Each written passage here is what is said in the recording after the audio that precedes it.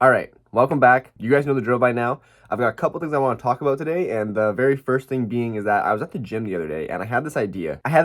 And the idea was basically for an application, and what this app would do is essentially, well, let me back it up a bit. So, my grandmother has dementia, and I've met lots of other people whose either their parents or their grandparents also have dementia. And so I don't know a lot about the disease. I just know that it affects your memory, right? I was thinking about this because it's like as it gets worse, obviously she's losing more memory and it's just harder for her to remember things. And so it's like she has all these memories that she never got to tell, or all these stories or all this advice that she has from her own life experiences that she's never been able to tell us. Because I'm sure you guys have seen it online, there's these books, they're like journals, and they basically like give these to your dad before it's too late or whatever. And so my idea was like, well, why not use that same concept but then put it into something that's like an actual platform that people can use. Essentially, like the core functionality, at least in my concept, is that you would basically sign up for this platform or whatever it is. I haven't even started making it yet. This is the first time I've actually talked about it like out loud. Eventually, our parents are going to pass away, or our grandparents are going to pass away, right? And so when that happens, a lot of the time what I hear from people is the very first thing, or one of the very first few things that they miss when someone that they care about in their life passes, is that they forget the sound of their voice. I'm just thinking from my own perspective, like when my parents pass or when my grandparents pass, it's like it would be cool to still be able to hear the sound of their voice, but not just like a lot of people are using AI generated voiceovers to like just recreate their parents' voices, but I don't want that. I want them. You know what I mean? Like I want to be able to hear. I want to be able to hear their voice talking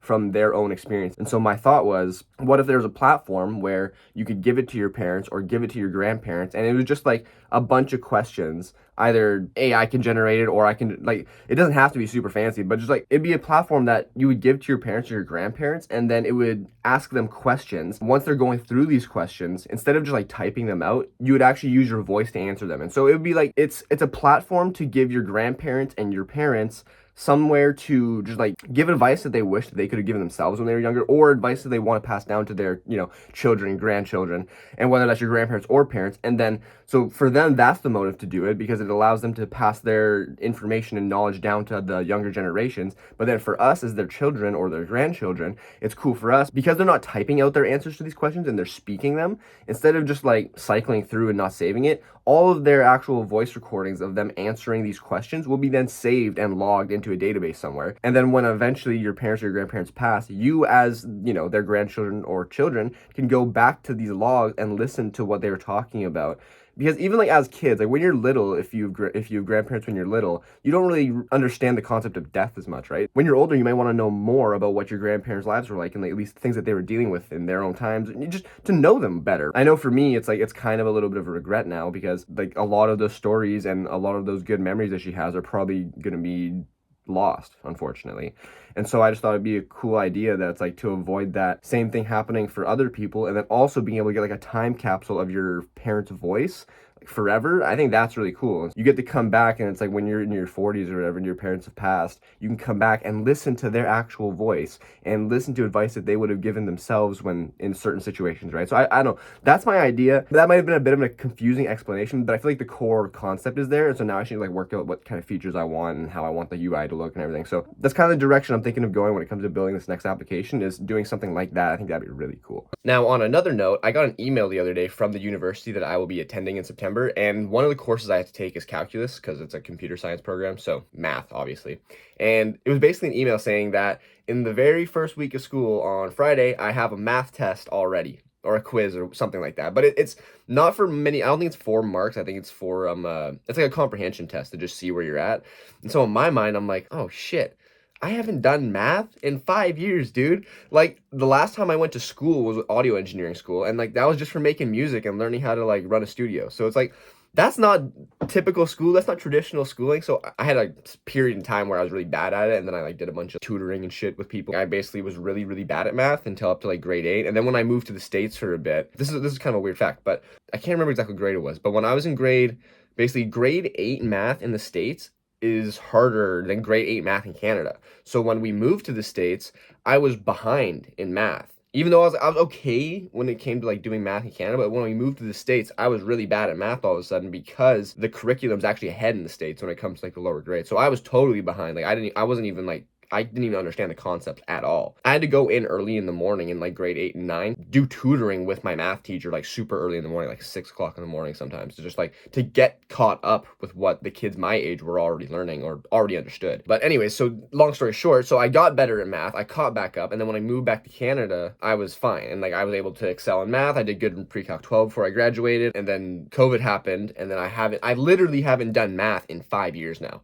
like at all. So I have a math test that's going to be all based on pre-calc 12. Going into it next September on the very first week, I have that math test, and it's all based off pre-calc 12. So now I need to find some way in the next like week or two to basically get a refresher on pre-calc 12, because I'm sure it'll click once I get going, but I haven't done traditional schoolwork in fucking 5 years. So we'll see how that goes. So yeah, there's a little bit of nervousness for that first week of school, that first month of school. In general, I'm kind of just nervous, to be honest, about going back to school, because I've never been to university before. Like I went to a technical school for like 9 months, but haven't been to traditional university ever. Everyone jokes like I need to lock in, but I'm gonna actually have to lock in because it's gonna be hard. I know it's gonna be hard, but the last thing I want to talk about is basically this power of showing up, especially on the days that you don't want to, and also just like holding yourself accountable. And I learned this from my dad, but I remember when I was playing a lot of sports when I was in like high school and shit, how we would go out to practice. He always made a really good point in that it's like showing up and having a shit workout or showing up and having a shit practice is way more valuable than not going at all. And even if you don't want to, because in the moment it feels hard, like you don't want to go do this thing. Like for me, it's like sometimes I wake up and I do not want to go to the gym that day.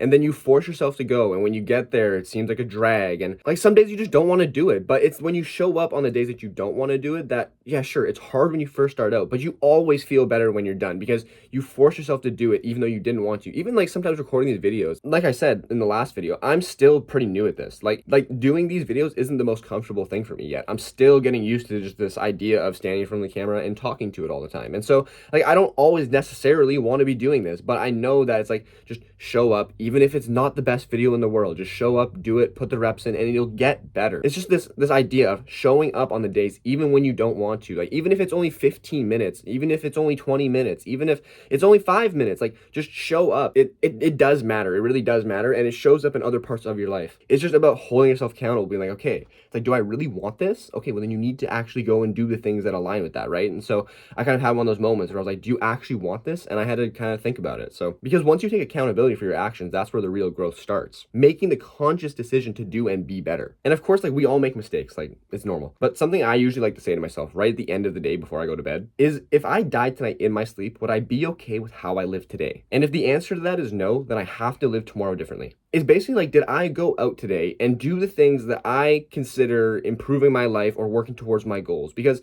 if not, then I need to do that the next day. Like then something needs to change. It's that 1% rule, right? Like focus on getting 1% better every single day. Just 1%. It doesn't have to be this big, large to-do list that needs to be all cracked off today. Like, and then over time that compounds, right? You get that compound growth effect of that 1% every day turns into fucking 10%, then 15, then 30%. And then you have momentum and you have motion. So at the end of the day, it comes back to, it's like, be the change you wish to see. Take accountability for your life. Stop blaming other people for your situation. But I don't know, I just find that frame of mind usually kind of helps me bring things back down to base level and then just really focus, if that makes sense. But I think that's all I got for you guys today. I'm also going to try and start working on this app idea that I expressed in this video. So yeah, thanks for watching, and we'll see you in the next one.